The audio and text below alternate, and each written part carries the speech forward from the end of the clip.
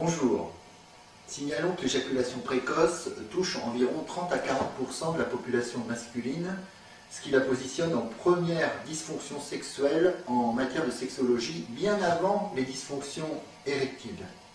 Alors pour comprendre la logique du traitement qu'on propose, je vous propose de discerner tous les mécanismes qui amènent l'homme à éjaculer rapidement. Prenons pour ça une courbe de l'excitation sexuelle. On va distinguer plusieurs phases. Deuxième phase, phase dite en plateau, où l'excitation monte progressivement, mais chez l'éjaculateur rapide, cette phase est pratiquement inexistante, puisqu'il passe directement à la phase 3, orgasme, éjaculation. Alors maintenant, reprenons cette courbe et insistons sur la partie gauche, sur une note que l'on va attribuer à l'excitation sexuelle. Nous allons lui attribuer une note entre 0 et 10 sur 10. 10 sur 10 d'excitation correspond à l'éjaculation. Qu'est-ce qui se passe un petit peu avant? Nous atteignons un niveau d'excitation, disons vers 9 sur 10 d'excitation, qu'on appelle point de non-retour. À partir de ce niveau d'excitation, il est impossible de faire marche arrière. Prenons un schéma maintenant anatomique pour comprendre ce qui se passe à 9 sur 10 d'excitation.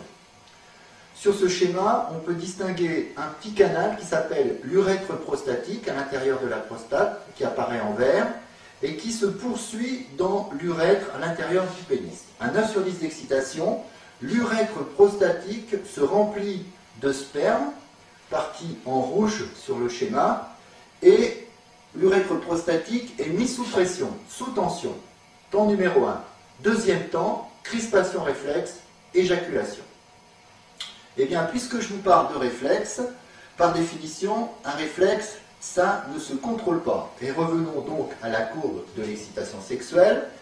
À partir de 9 sur 10, impossible de faire marche arrière, donc on en déduit que ce que l'on peut contrôler, c'est tout ce qui se passe avant. Entre 0 et 9 sur 10, entre 0 et le point de non-retour, partie qui apparaît en bleu sur la courbe.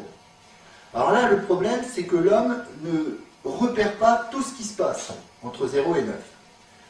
4 lois du corps gouvernent la montée de l'excitation sexuelle. La première loi, c'est la respiration. Plus un homme respire haut, crispé, voire haletant, sous-claviculaire à ce niveau-là, plus il va favoriser la montée de l'excitation sexuelle. Deuxième loi, les tensions musculaires. Plus il y a des tensions musculaires, des crispations, plus l'excitation va être croissante. Troisième loi, le mouvement, moins il est fluide, souple, plus il est rigide, guindé, plus il favorise la montée de l'excitation sexuelle. Et quatrième principe, le rythme, plus les rythmes sont élevés, plus on favorise la montée de l'excitation sexuelle. Alors, un éjaculateur rapide, qui par définition va arriver dans un rapport sexuel inquiet, va avoir une respiration haute, bloquée, sous-claviculaire, des tensions, crispations musculaires, un mouvement très rigide. Il va sécréter de la noradrénaline qui va favoriser la crispation de l'urètre prostatique. Bref, il va mettre tous les éléments contre lui. Donc, à l'intérieur du CD que nous proposons, vous avez tout un système de repérage et d'exercices simples qui vous permettent de compenser ces problèmes. Une deuxième explication à l'éjaculation rapide de l'homme est que l'éjaculateur rapide a une mauvaise lecture de ses niveaux d'excitation. Il ne sait pas s'il est à 2 sur 10, 4 sur 10, 6 sur 10 d'excitation sexuelle et il va devoir travailler à travers les exercices et les jeux présentés sur le CD comportemental à un meilleur repérage de ses niveaux d'excitation.